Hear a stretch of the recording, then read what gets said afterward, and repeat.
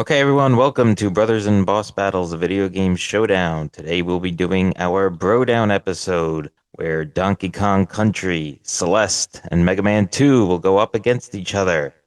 Who will come out on top?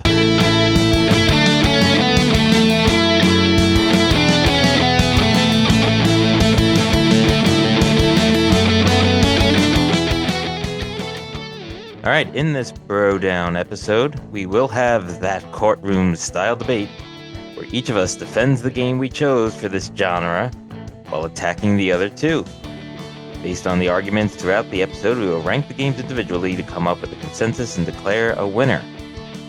Just so you know, to hear our unbiased analysis and true opinions for each of these games, go back and listen to the respective episodes.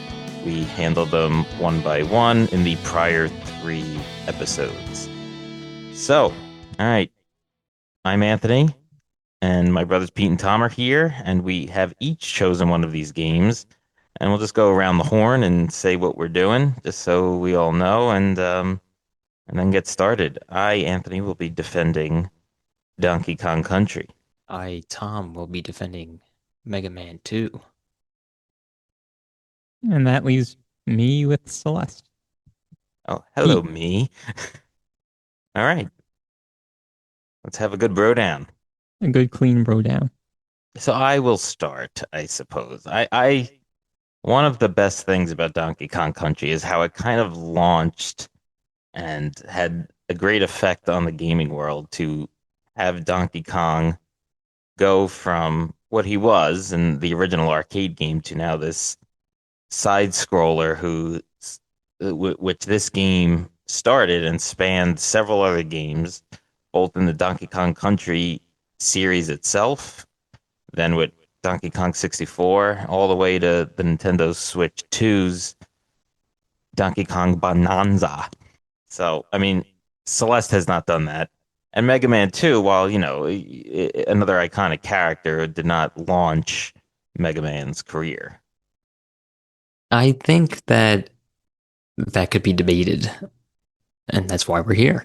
To have a courtroom style debate. Exactly. So, while Mega Man 2 was obviously the second game in the series, I think it's the one that really put the game on the proverbial map for people and kind of launched it into, being a more widely successful franchise, which would then go on to spawn up to 11 mainline games and countless spin-offs, and related games like, the Mega Man X series, which is, widely popular and, some even believe better than the mainline Mega Man series. But then also just like plenty of other games, like, some more adventure games, and then there was even some RPGs, set in the Mega Man universe. So Spin-offs? I would use that term, yes.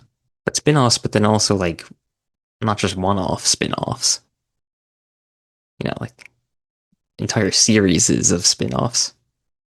So, it just goes to show how much life this, the franchise as a whole really has. It'd be interesting to see how Pete answers this question or makes a point for this. Well, I just want to point out that there was many, many different Donkey Kong titles before Donkey Kong Country. So, you're basically saying this is one game in, with characters or IP that had a lot of games. That's basically the argument. Didn't really launch anything. But he did, because this was the side-scrolling. None of the prior Donkey Kongs are side-scrolling. They were all just throwing barrels. And how many side-scrolling Donkey Kong games are there? They didn't even really... 3? They didn't 2? really even... Well, by side-scroll, I mean more platforming, because then, 64 was a platformer, a 3D platformer, which we covered on our inaugural episode of Brothers and Boss Battles. I said that word good. I feel like we bring that up every few episodes. Also, Super Smash Brothers. Yes. Where Which was Mega Celeste in Super Smash Brothers, Pete? Remember how hype everyone was when they announced Mega Man for Super Smash Brothers? Yeah, but Donkey Kong was there from the beginning, so there. So anyway, back to the point. I don't know. I think it's a little bit of a. You're basically saying like the whole Donkey Kong. I don't even want to call it franchise because there's so many different types of games and whatever. But the whole Donkey Kong IP stems from this game, which is just totally not true. This is just one of many. There were many before and many after. How many Celestes were there? There only needed to be one because it was so darn good. All right. Well, that point I think goes to Donkey Kong, but I will self-declare that. Um, Anyone else want to throw a point out there? Yeah, I want to throw out a point. We talk about replay value a lot. Well, I want to talk about the opposite thing, not having to replay levels and parts of games that you've beat a million times already just because you can't get past one part. And that's really like, I don't really want to overstate it, but that really is why Celeste is so great, is because I think I was reading that there was like over 700 different screens. We were calling them panes. Mm-hmm. And all of those were little challenges, puzzles, skill challenges, whatever you want to call it. And if you completed it, then you completed it and you were done with it. And then you had to get on to the next challenge. And it wasn't like playing for 25 minutes, learning patterns, finally getting past something, and then dying in the last second and having to redo it over again. And Donkey Kong Country was a huge offender of that, where we were all using save states just because of how incredibly frustrating it was to having to keep replaying parts. And Mega Man 2 wasn't too bad at that, but then once you get to the Wily level, where you have to complete the 4 or 5 levels? I think it's 5. 5, yeah. Continuously without losing your, 3 lives, and you have to start all over, that's kind of not fun. Well, you don't if you don't shut it off. Yeah, that's another stupid thing. Why should the rules be different just because you're not turning off the machine? Them's the rules. Well, either way, it was kind of a silly and pointless rule.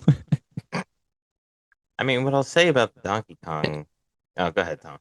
I was just gonna say, I mean, I think by and large your point is somewhat valid, but I mean, there were a lot of times in Celeste where in some of those longer panes where you would have to, like go through the easier part of the pane and then and then try to figure out how to, actually get to the end of it. Like there's some of them were even where you can't see the whole thing up front, so you have to just blindly start jumping in and then try to figure it out like while you're midair, like when you're actually able to see the rest of the pane and the ending of the part. I don't know about that. There's parts where you couldn't see the whole thing, but there was usually a platform that you could stand on and just hit midway through. And there were a few parts where I think, right, where you could shift the camera. They had like the binoculars or something. Yeah. Or like those. The viewfinders. Yeah. Like, you put a quarter in. And Right. But see, but that was the thing. Like they had that sometimes, but not all the times for some reason. Yeah. Well, I mean. But I mean, it takes especially 7 seconds to get through the thing, so it's like you're complaining that there wasn't a checkpoint 3 seconds in. It's not a checkpoint, but I'm just point stands is that it was, there were parts where it was difficult, or sorry, easy at the easier at the beginning, and then you're just like you're going through all the easy parts just to try and learn that final part. No sense. That makes no sense because. What do you mean it makes no sense? Because it was like whatever 7 seconds, like I said, like every step you take it should have been a checkpoint. Like no, not a checkpoint. That's what I'm saying. Well, what are you saying then? What should it have been if you're saying that was a bad thing? I'm just saying that it's like on a bit of a smaller scale. I'll give you that, but it's still the same idea where it's like because it's not a checkpoint. That's what you're saying, right? Or a save point. Well, the point is like having to like redo all of the easy stuff that you did just to get back to the hard part. Yeah, so you're saying there should be a checkpoint in the middle. No, not a checkpoint, but But why? What should be at the middle then to overcome this problem that you're nothing. pointing out? Why?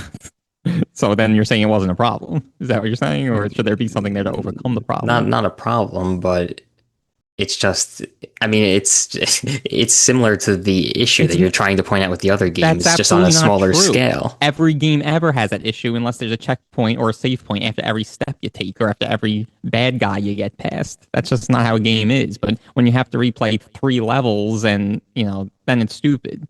If you have to replay the last 7 seconds that you did, then it's not stupid. Some fiery debates here. Yeah, I mean, I guess I didn't think. I don't know. I just feel like there was a fair amount of that in Celeste where it's like, okay, let me jump on these 5 platforms before I get to the part where I actually have to like think and use skill and Yeah. try to see where I have to go. Yeah. It didn't matter though because it was 5 seconds and not 25 minutes. I'll give you Like that. in That Donkey Kong. yeah, Well- Donkey Kong did struggle with that a lot. Well, Yeah. but I will We say, could all agree on that. it was a little clunky. I mean, I think a more strategic use of Funky Kong would have ameliorated some of those concerns about having to replay levels because you could just take Funky Kong and go to a save point and do it that way. And I don't want to say, oh, you could just use save states because that isn't part of the original game, but it is if you play on the Switch, which I think part of our recommendation was to do. But again, a little bit clunky, but I don't think it is as bad or problematic as you're making it out to be. I think it was pretty bad. Well, let's see. We'll see what the audience thinks. And just to finish up on that topic, I mean, Mega Man really struck the balance where they had the checkpoint in the middle of the level, so you didn't have to you didn't have to get through the whole thing, go through the whole level, get to the boss, and then end up dying on the boss, and then having to replay the entire thing. You can make it to the checkpoint, and then if you died, you start there, and you can kind of pretty quickly get back to the boss. Yeah, but if you because die, these bosses did require kind of learning the patterns and stuff, the makings of skillful, skill-based games. Yeah, so like I said, it struck the balance. It didn't make it too easy, but it didn't make it too overwhelmingly frustrating either. yeah, I mean, what I was gonna say is just that you get to the checkpoint, but if you lose your 3 lives, you have to start all over again. Well, yeah, it's a video game. Yeah. It didn't bother me in Mega Man until Wily. Yeah. You know? No, I know. There's got to be some concept. Yeah. Anyone have another argument? Yeah, let's talk about some music. I will say, Let's. if we're going based on popular opinion, I think Donkey Kong Country takes this category hands down. I wouldn't say hands Well, I down. would, yeah, maybe not. But Mega Man is also widely touted. But I don't know, Donkey Kong Country. All I hear about is how good that music is. I'll just let those opinions do the talking for me. Because they don't concur with your opinion. I didn't say that. But if you want to But know, anyway. go back to our go back to the episode on Donkey Kong Country to get our true feelings on all of these issues. Well, I'll give my true feelings right now. The music didn't really not live up to the hype at all in Donkey Kong Country. So you can't always believe the popular opinion. You gotta believe the brothers in boss battles opinion. Yeah. But so anyway, the music in Mega Man obviously, is great. Everybody knows that. It's popular opinion, but actually the right one this time. Great argument. No, but obviously everyone knows this. I mean, can it get any more clear than that? But so anyway, I mentioned this in the episode, but it spawned the music in Mega Man 2 spawned 2 bands that I know of, where their whole kind of shtick is doing Mega Man related music. One of them playing the songs from the game verbatim on guitars, drums, bass, and whatnot. and then the other one kind of like capturing the spirit of those songs, adding lyrics to them and whatnot. And it's like these bands have these live performances where it's like a big spectacle. And you Um, you only know like a fraction of 1% of all bands. So if you extrapolate, there's probably thousands that do this. yeah, maybe could be, but yeah. So I mean, just my point in bringing up those bands is that the impact of this music, the impact that it had on people to inspire them to create bands solely dedicated to it is not something that you expect from video games. So it's cool to see. Had a big impact on the gaming community, you might say. Just the Hmm. music. I thought the Celeste music really fit the game well. Do And tell. different, yeah, just different parts. It's kind of like, it's hard to explain. It's hard to explain. Just take my word for it. Yeah. No, but like, I don't know, like the game is really like, you're kind of focusing. And it was like, a lot of it kind of helped you focus and energized you, I thought. So I'll just say that. All right. We'll let the listeners decide who made the strongest argument there. I don't know if there's any like orchestras playing Celeste music, but there may be. Who knows? If you extrapolate the amount of bands there are, I think another category that despite the wide range of years and dates that these games came out, they all are done in the 2D platformer style. And so I would think graphics are a good one to discuss. And I really thought that out of these three, Donkey Kong really is it really is the best out of these three. I mean, I'll certainly like Celeste. It was cool that like a more modern game would use those true 8-bit graphics, but like it's almost like they dialed it back so much. And like I know the SNES wasn't 8-bit, so I mean, but they had the pre-rendered 3D backgrounds, which was a nice addition.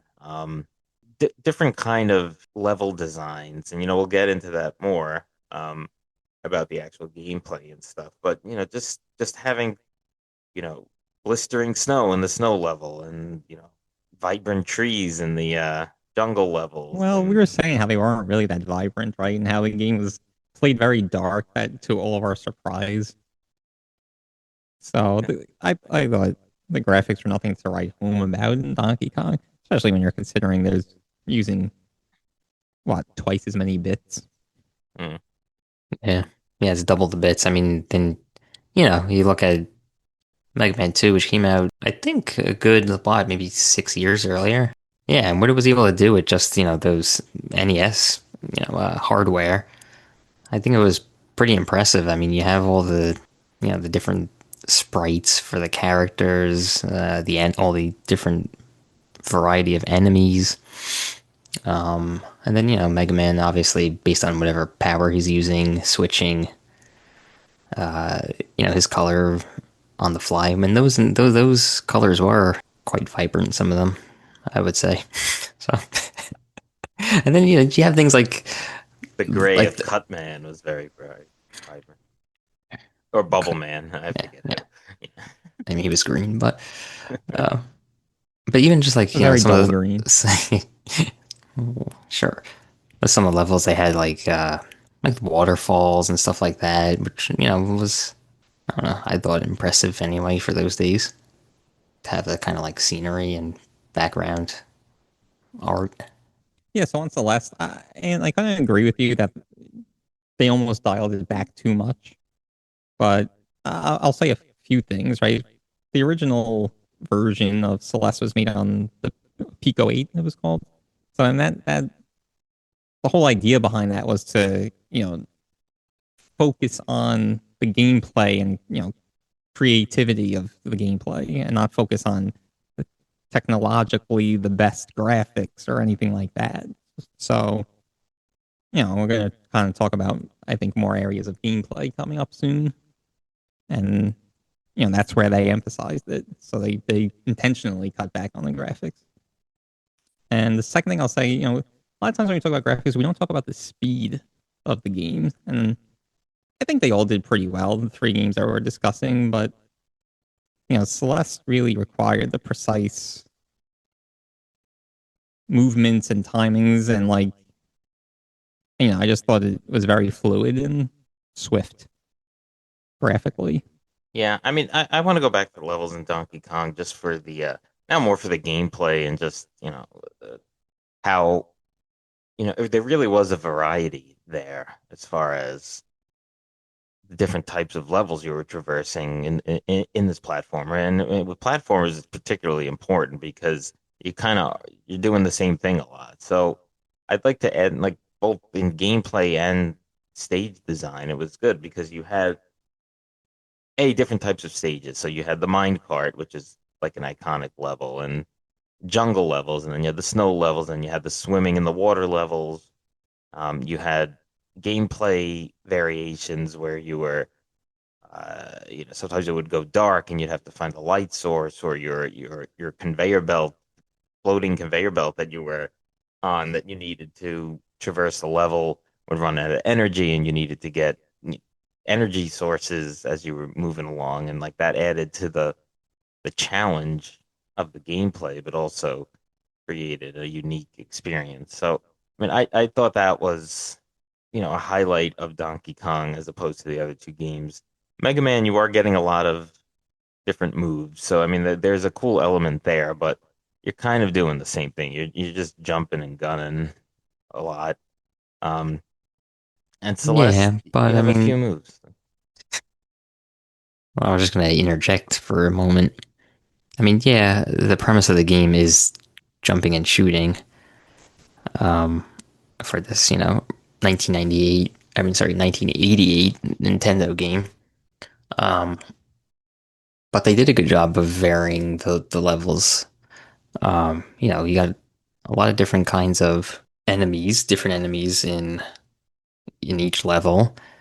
Then you have some other like exciting stuff like in the Heat Man level, for example, where you have to jump on those blocks that disappear after a short while, and then some of the other, like standing on these moving platforms and then jumping to a different moving platform, like those little circular pads, I guess they were. And then, you get your special moves, the 1, 2, and 3 moves that allow you to kind of traverse in different ways. So, there it wasn't all just, shooting with your Mega Buster and, just killing enemies that way. There was kind of a lot of other stuff involved too.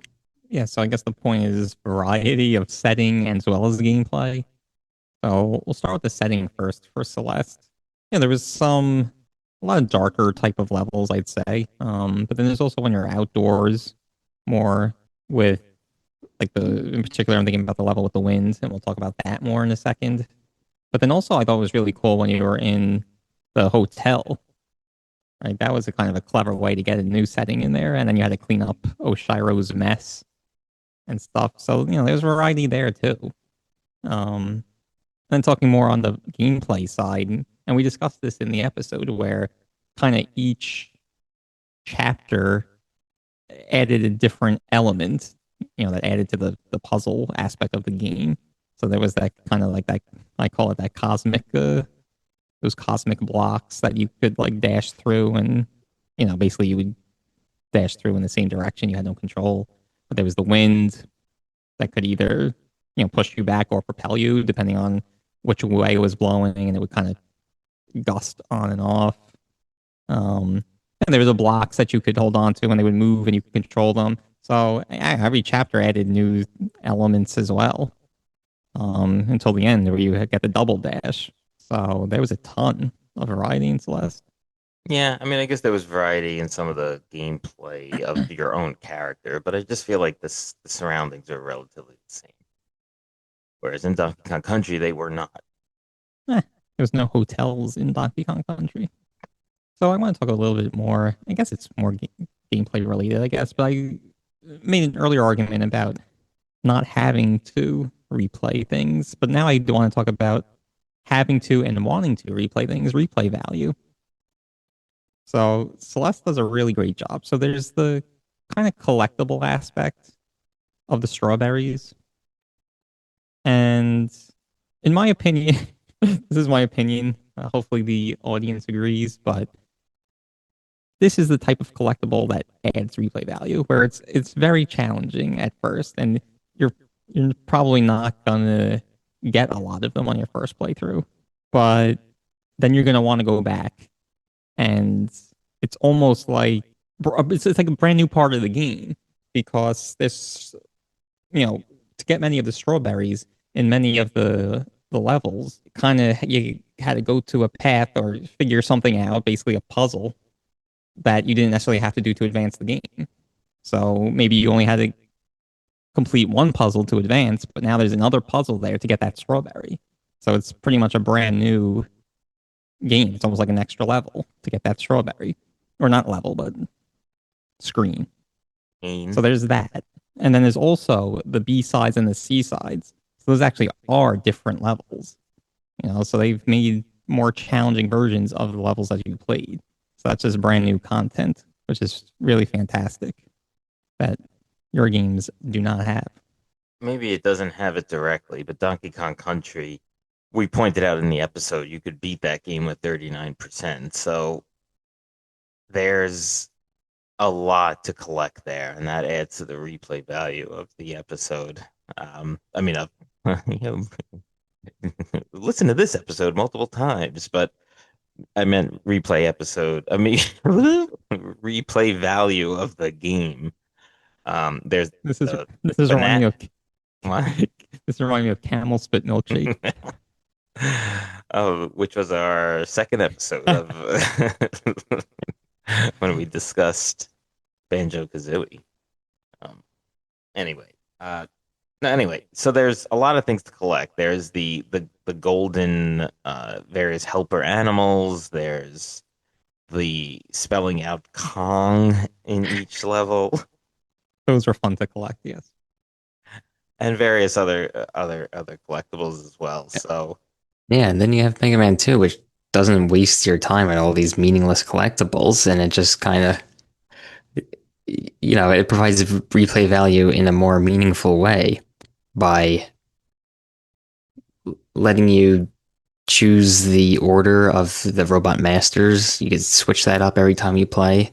You can decide to use different weapons against each of them every time you play.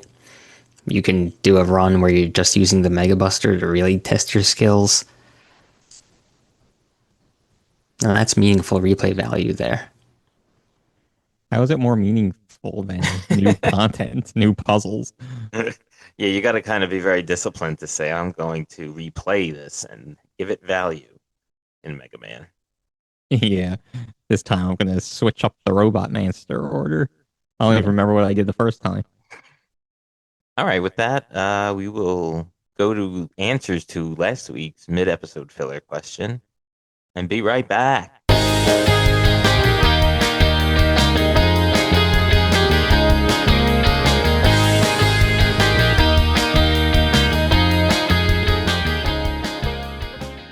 All right, in this week's mid-episode filler, we will be giving answers to last week's Would You Rather question. In that episode, we discussed Donkey Kong Country, and we focused on Donkey Kong and Diddy Kong's helper animals in that game. And we asked, who would you like to have most on your side? The options were Rambi the rhinoceros, Unguard the swordfish, or Winky the frog. I think I'll go first. My choice would be Winky the frog. I complained a little bit about him, in his walking and non-jumping parts of the level, but when he jumped, it was good. He could, knock out any enemy, and he could get you to high levels, and I just think that's a useful thing to get to. Can't reach that box of cereal on the top shelf of the supermarket or something. You could just use Winky. So my pick was Winky. I'll go next. I would choose On Guard, the swordfish. And my reason behind that is because I don't really swim or do water related activities, and if I had a animal helper to make it easier, maybe I would do that. Pete? I would choose Rambi the rhino. Three-way draw. Three-way draw again. for the sole reason of the awesome mini game that he was the subject of in Donkey Kong 64. All right, well, there you have it. Our picks for which animal helper in Donkey Kong Country we would take. Make sure to check us out on Instagram and X, Twitch, and YouTube at Bros Boss Battles. That's BROS Boss Battles. Also, check out our website at brothersandbossbattles.com and make sure to like and subscribe wherever you get this podcast to get our latest content. All right, back to the regular episode, our Brodown between Donkey Kong Country, Mega Man 2, and Celeste. All right, just had our mid-episode filler answers, and now we're back to our Brodown. I would like to talk about the characters a little bit. Okay. And let's tie this all together with story, because I don't think either of you are going to have much of a defense on that.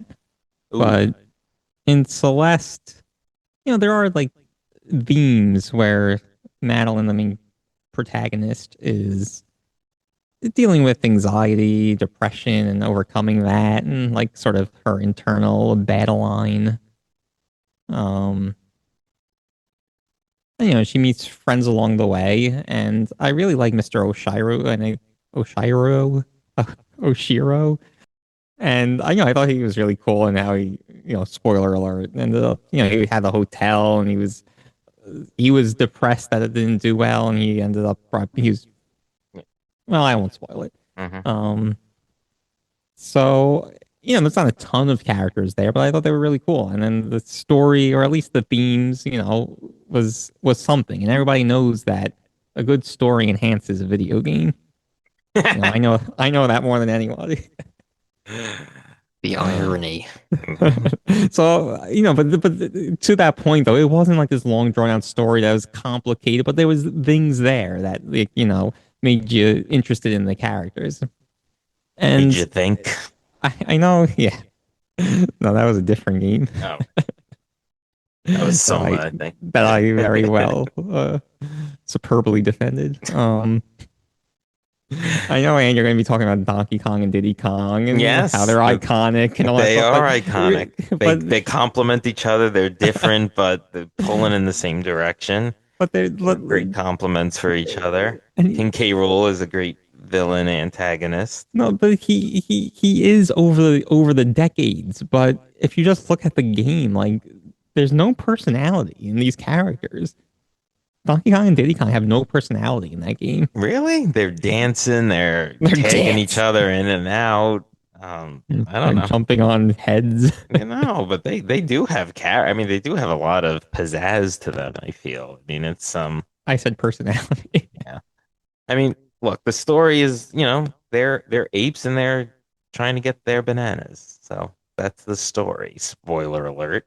And that's fine. I mean, look, I'm not going to argue the story, but you did lump these together, and I think the characters, they're iconic.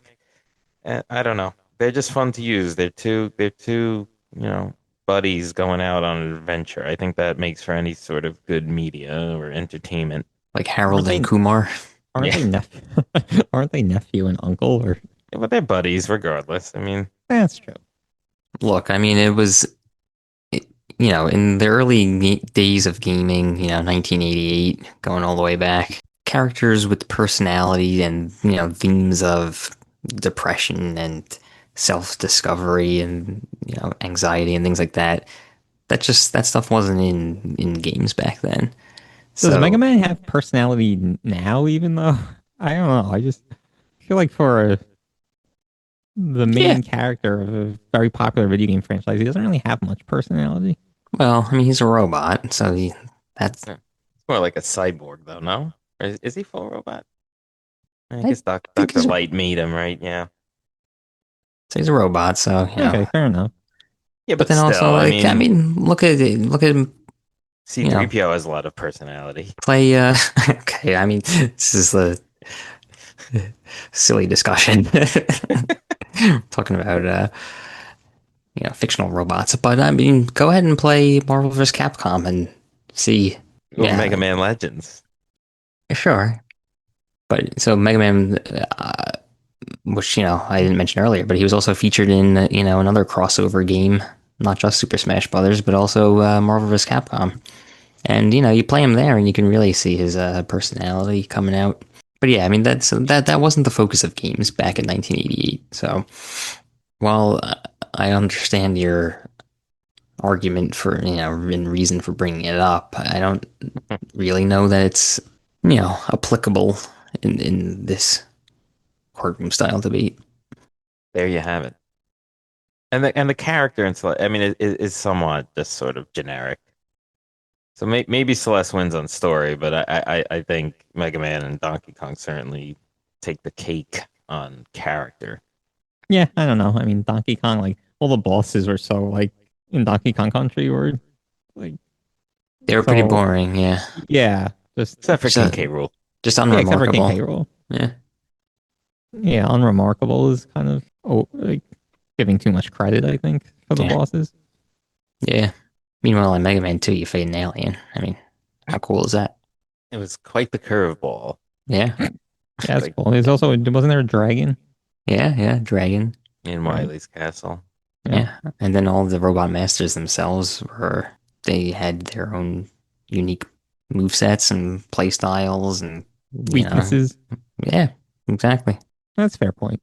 Yeah, so I don't really have anything else new. So I just kind of want to wrap up my arguments. If you have anything more, I'm happy to defend. But so I talked kind of about the gameplay at first, and now at the end here, I'm talking about the characters and the story. More the softer elements. So really covering the whole gamut of what makes a game really good.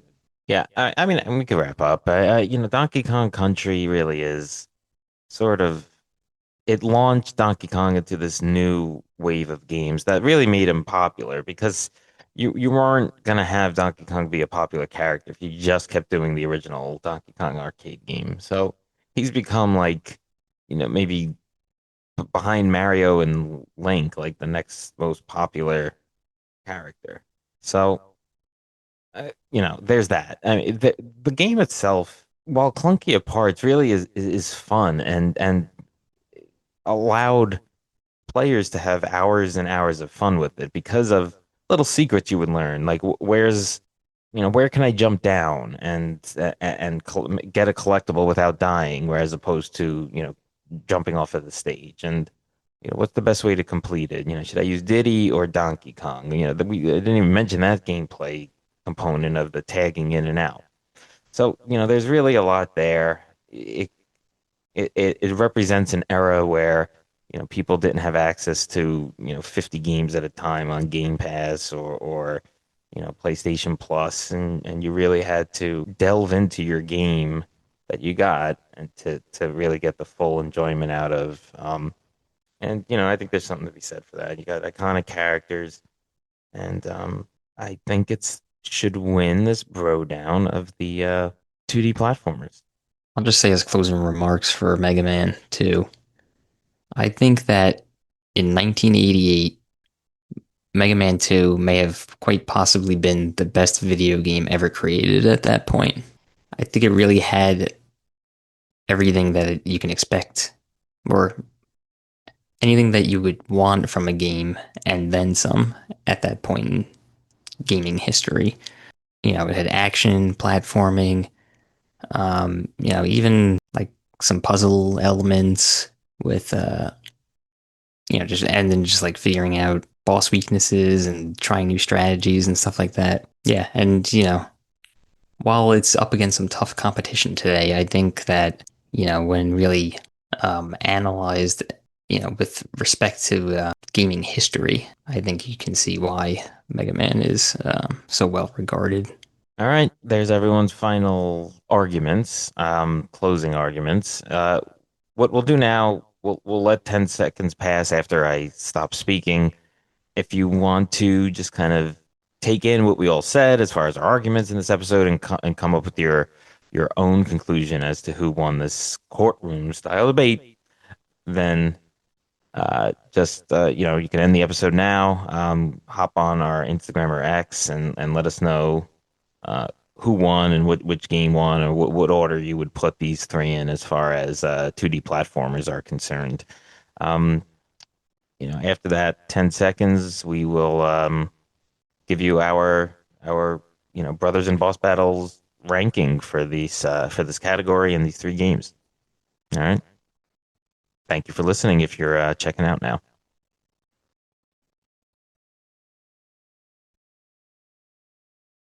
All right, guys. So I don't. Do you want to in coming up with the official brothers and boss battles ranking of these three games? Anyone want to say anything, or do you just want to give your ranking personally, or based on what you played, which factors you think is most important? Yeah, I want to just give my ranking and a little explanation. So, third place is definitely Donkey Kong Country. I think it's no surprise to the two of you. It, it's not a bad game. It was ambitious. I just feel like the execution was not great. Um, and I've been harping on the fact that you have to replay levels, multiple levels if you die, and basically encouraged the player to stock up on lives in the, you know, easy parts of the game. So that was just too much to overcome. For me, number two is Mega Man 2. And I really don't want it to get lost, but it's really impressive how well the game holds up, considering is, you know, the oldest game that we covered, released in the 80s, and it really holds up well. And to me, it's a very impressive game. But my top game is Celeste, the game I defended, and I don't know, a lot of games, even modern games, don't really hold my attention and impress me that much, but Celeste did. And it's just my type of game where you have your challenge, you have your puzzle in front of you, and then you complete it, and then you get to the next one. So that's my order, and that's my reasoning. All right, I'll go next. So despite my stellar defense, Donkey Kong Country is clearly my least favorite out of these. So in the third place spot, I agree with Pete. Not a bad game, but if you go back to the episode, there's just frustrating things about it, and some of the clunkiness and some of the graphics, and it's like not all of it was bad. Any part of it was all bad, but it was just like a lot of little problems with a lot of different aspects. So I just had the least fun playing it too. And I think without save states, it would become quite a slog. Um, the next, what my first and second are is has been something I've been debating in my mind um, a lot because Mega Man 2 is such a classic. We had it on the original NES. I played it a bunch. I think it's like the most accessible of all of the Mega Man games because it is probably the easiest, but it does have multiple difficulties, two difficulties, so you could do normal and a harder difficulty. So there's that. Um, and then going to Celeste, it's one of the better modern games I've played, and I like the fact that it doesn't hold your hand completely, and but yet is possible.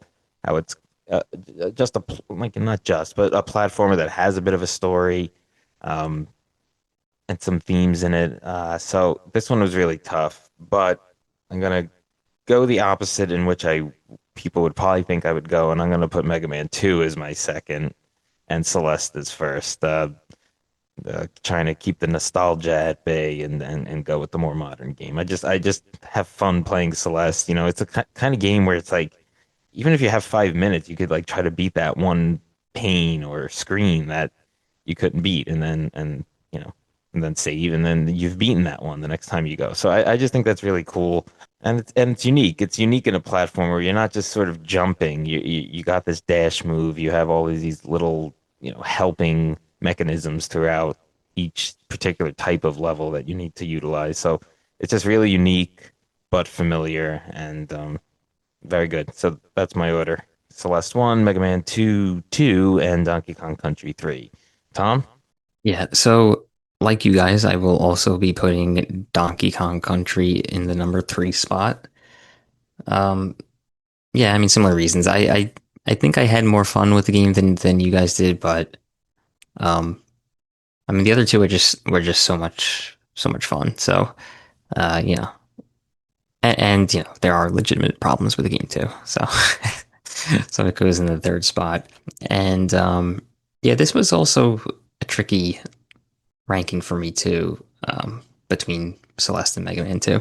But I think I decided to give the number 2 spot to Celeste and the number 1 spot to Mega Man 2.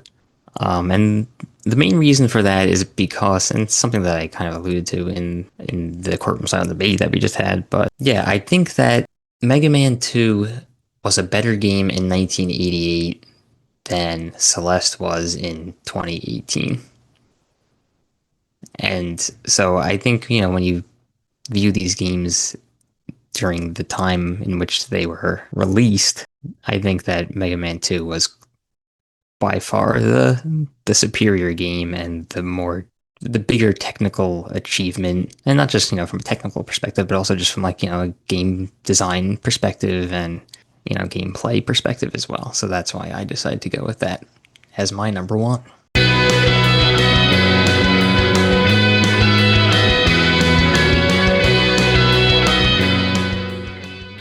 All right. Well, there you have it. But and this is how you know, audience, that we did not discuss this ahead of time, because we would have put Tom in the middle there and then had a climactic sort of ending with either me or Pete, essentially choosing the winner. So there you had it, though. Celeste comes out on top, got the 2 first place votes. The Mega Man 2 sounds like with a close second place, and then Donkey Kong Country bringing up the rear. So there you go. Celeste is the winner of our 2D platformer category. Thank you all for listening, and make sure to check us out on Instagram, X, Twitch, and YouTube at Bros Boss Battles. That's BROS Boss Battles. Our website, brothersandbossbattles.com. And make sure to like and subscribe wherever you get this podcast. Stay tuned for a new category coming up in a new episode. All right, everyone, take care.